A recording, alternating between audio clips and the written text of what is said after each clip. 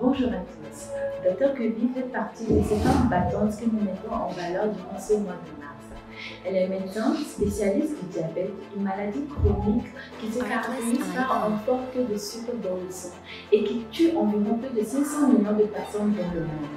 Aujourd'hui, elle a accepté de nous recevoir dans son cabinet pour nous raconter son cursus.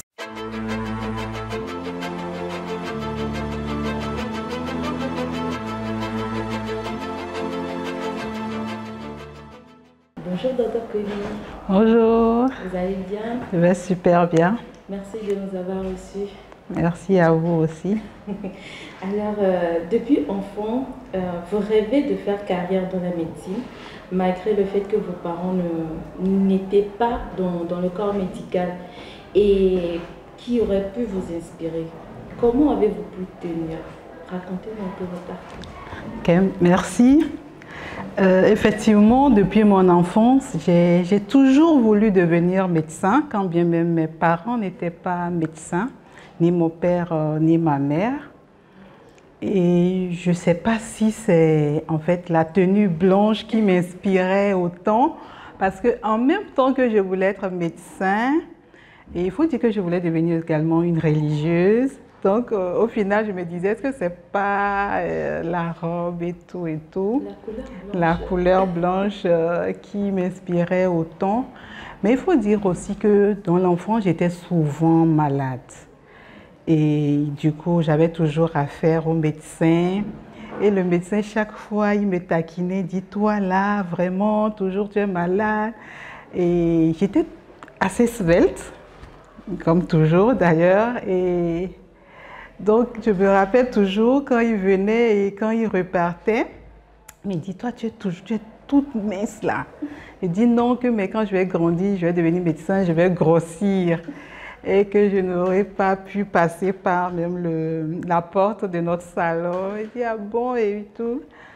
Mais effectivement, quand je prenais de l'âge, l'envie d'être toujours médecin il ne m'a pas du tout quittée. Et donc, dès que j'ai eu le bac, alors la première chose, c'est vrai qu'il fallait faire 3 options, mais moi j'ai choisi pour la médecine, pour les 3 options. Et j'ai été retenue et donc j'ai commencé. C'était quoi les 3 options? Non, il fallait choisir soit la médecine, ce que tu voulais en fait. Maintenant, c'est à l'établissement, à l'université de vous donner l'autorisation de faire en fait ce que vous voulez. Donc, il y avait la gestion, la médecine, le droit, mais bon, moi, je n'étais pas très calée à tout ce qui était droit. Les chiffres, oui, puisque j'ai eu le bac C. Et d'ailleurs, il y en a qui pensaient même que j'allais faire un peu comme papa. Papa, paix à son âme. Et il est informaticien, donc voilà, les gens pensaient que moi, j'allais opter pour ça. Mais bon, il m'a beaucoup soutenue d'ailleurs à réaliser mes rêves, à devenir médecin, ce que je suis aujourd'hui. Il m'a beaucoup accompagnée. Il m'a beaucoup accompagnée. Et malheureusement, il n'a pas beaucoup bénéficié. Oui, c'est vrai que j'étais médecin. Et je suis déjà sortie médecin avant qu'il ne décède, oui. Mais tel que j'aurais voulu, c'était pas ça. Mais comme on dit, c'est la volonté de Dieu. Exactement. Mais ça n'a pas été facile. Hein? Non, ça n'a pas été facile, comme vous le savez. Ces années. Exact. Et à un certain moment, tu en avais un peu marre. Je disais, mais papa, vraiment, je suis fatiguée. Ouais, c'était pas évident. C'était pas évident. Mais vous avez tenu bon. J'ai tenu par la grâce de Dieu, j'ai tenu. Et il me soutenait beaucoup. Et je me rappelle toujours de cette phrase-là qui, au départ, il m'envoyait des lettres. Et il me disait, ah Fernand, tu sais, toute la famille compte sur toi. Et j'avoue que même quand j'avais fini d'étudier, là, je courais à nouveau pour aller prendre mon cahier parce que je dis, ah tiens, toute la famille compte sur moi. Il fallait voilà, exactement, c'est le mot. Il fallait se donner à fond pour avoir ce diplôme qui rêvait tant. Il faut dire qu'au départ, J'aimais beaucoup les enfants, donc je pensais que c'était assez simple de venir en aide aux enfants, de soigner les enfants. Mais je me rappelle, il y avait un senior qui me disait « Ah non, c'est pas évident, hein? Tu penses que la pédiatrie… » J'ai dit « Non, que moi je veux toujours être pédiatre, que non, je vais aider les enfants puisque j'aime bien les enfants pour les enfants. » Mais elle me disait c'est deux choses différentes en fait, ça n'a rien à voir. Effectivement, et au cours du cursus, et quand nous a en 4e année précisément, on fait les stages dans le service de pédiatrie, on fait la matière sur la pédiatrie également.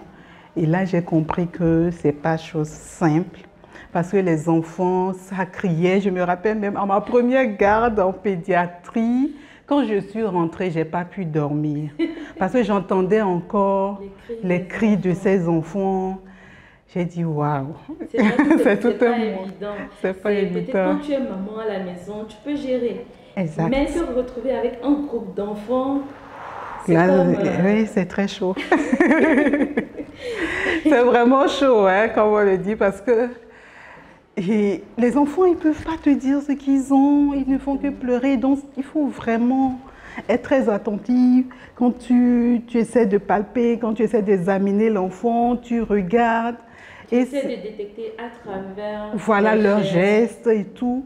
Mais avec les cris, il y a certains actes que tu peux pas poser. Et j'ai encore ce souvenir d'une maman qui était venue avec son enfant, chez qui on devait faire une ponction lombaire. Une ponction lombaire, en fait, il fallait piquer derrière pour prélever le liquide qui est là-bas et puis aller analyser.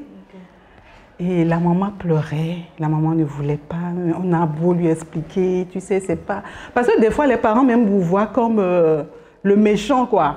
Vous voulez faire du mal à mon enfant. Et on a tout fait pour la calmer, parce qu'il fallait forcément faire ça, parce que sans ça, on ne pouvait pas poser le diagnostic. Donc, à force d'être confrontée à ces choses-là, j'ai dit, bon, écoute, Fernande, vous avez désisté.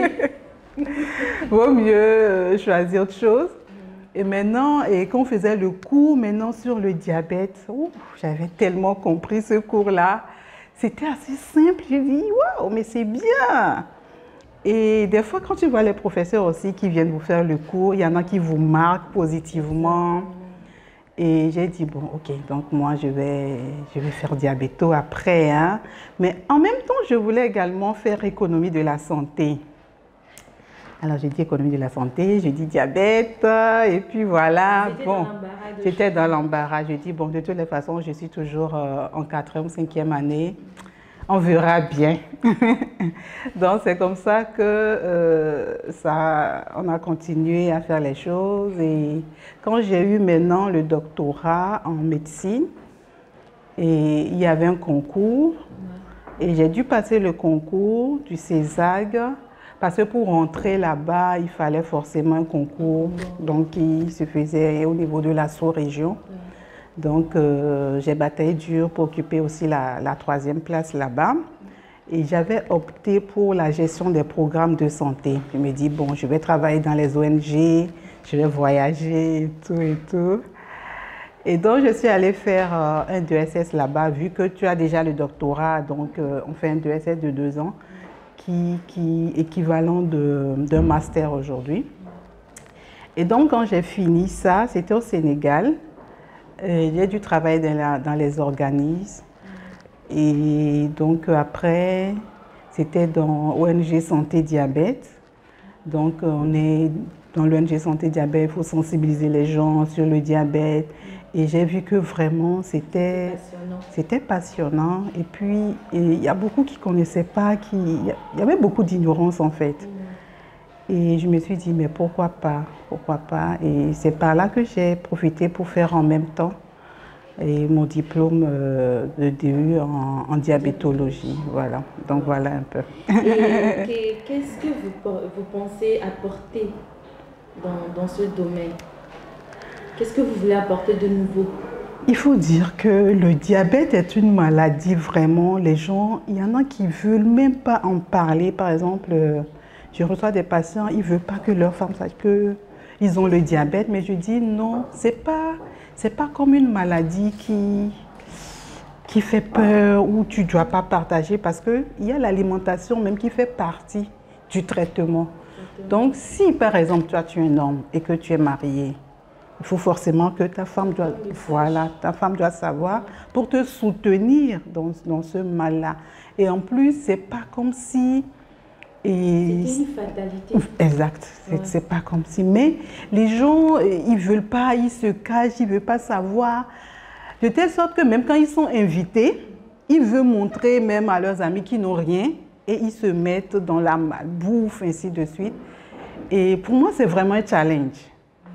Il fallait à tout prix faire passer le message. Il fallait à tout prix dire aux gens que ce n'est pas une fatalité comme vous venez de dire. On peut faire quelque chose pour vous. On ne doit pas mourir du diabète, mais on peut vivre avec son diabète. Avec le diabète. Exact. Et justement, à travers ce message, vous avez choisi un canal pour faire passer ce message-là.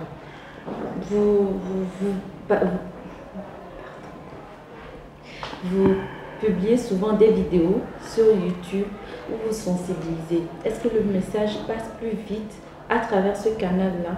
Oui, ça passe vite parce que je vois quand même les réactions des uns des autres. Il y a un retour, il y a des patients qui posent des questions. Donc pour moi, c'est que le message est passé. Et même quand ils viennent, par exemple, à mon cabinet, je fais passer certains messages de mes vidéos qui circulent et eux-mêmes, ils partagent, ils relaient un peu l'information. Quand j'ai la possibilité, je vais sur les médias, je parle du diabète, je sensibilise encore et encore, en espérant qu'en tout cas, il aura des oreilles qui vont écouter cela et que ça va porter ses fruits tôt ou tard. Okay. Comme vous le savez, nous sommes dans le mois de mars, nous célébrons la femme et vous êtes dans le domaine de la médecine. Et aujourd'hui, quel regard vous avez de la femme, la place de la femme dans la médecine? Il faut dire... Précisément la femme africaine. Ok, merci. Il faut dire que la femme, comme on le sait aujourd'hui, quand la femme occupe une place, vraiment, elle veut faire de son mieux, elle s'y donne vraiment. Et donc, moi, j'invite mes sœurs, tant qu'il y a la possibilité, parce que c'est vrai, la médecine, ça demande beaucoup de sacrifices, ça demande beaucoup de choses. Mais tant que ces filles-là peuvent, mais il y a aussi une chose qu'il ne faut pas méconnaître, c'est qu'il faut la volonté. Il ne faut pas que les parents imposent à leurs enfants de faire forcément la médecine, parce qu'on en a vu. Hein, quand on faisait la médecine, il y a des parents qui disaient que non, et moi, mon argent ne va payer que les cours de médecine. Donc, si tu veux faire une autre option, moi, je ne paie pas. Je pense que ça ne doit pas être le cas. Parce que papa est médecin, maman est médecin, donc forcément, et doit faire. Alors qu'il y en a qui n'ont pas cette vocation. Aujourd'hui, je comprends mieux. Je comprends mieux cette approche parce que tant que tu n'as pas cet amour-là, ma soeur, tu peux pas. Tu ne peux pas parce que tout de suite, tu raccroches. Et même pour faire les 7 ans, les 8 ans, ce n'est pas évident. Surtout quand il y en a qui échouent une année, ils vont répondre. C'est vraiment, c'est compliqué. Donc, pour moi, quand tu veux faire la médecine, quand tu as cet amour, alors on peut te pousser. Mais tant que tu ne veux pas, il ne faut pas que les parents imposent forcément ce que... parce que certains parents, ils se disent que forcément, il doit avoir dans la famille. Un avocat dans la famille. Je pense que il faut voir autrement. Si les parents arrivent à sensibiliser leurs enfants, si l'enfant est partant, ok, mais tant qu'il va dire papa ou maman, je ne veux pas faire, et il ne faut pas forcer, parce qu'il y a beaucoup de challenges dans la médecine. Et vous, par exemple, en tant que femme, vous n'aviez pas eu peur de comment, je ne sais pas, vu que dans la spécialité, il n'y en a pas assez, il n'y a pas assez de femmes. Vous n'avez pas eu peur de la réaction de cette gente masculine-là à votre égard? En réalité, je n'ai pas, ça ne m'est même pas passé à l'esprit d'avoir peur, pas du tout. Parce que je côtoyais même déjà des professeurs, les hommes. Donc moi, ce n'était pas un challenge pour moi sur ce point. J'étais vraiment à l'aise.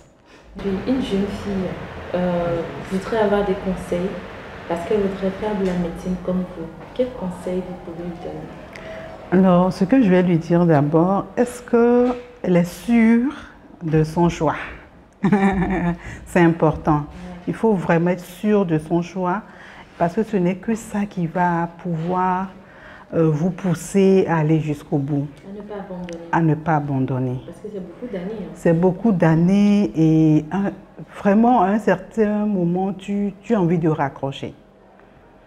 Tu en as marre, tu es fatigué parce que tu dois bosser, c'est les nuits blanches. Et pendant que tes autres amis ont fini, commencent par bouffer leur argent, comme on dit, toi, il va falloir continuer. Et même quand tu finis les 7 ou 8 ans, il faut maintenant encore se spécialiser. Donc, vraiment, il faut le courage. Et à part ça, il faut qu'elle-même ait confiance en elle-même. C'est très important. Parce que si tu n'as pas confiance en toi, c'est un peu compliqué de faire carrière dans certains domaines de la vie, comme la médecine. Et voilà. Okay.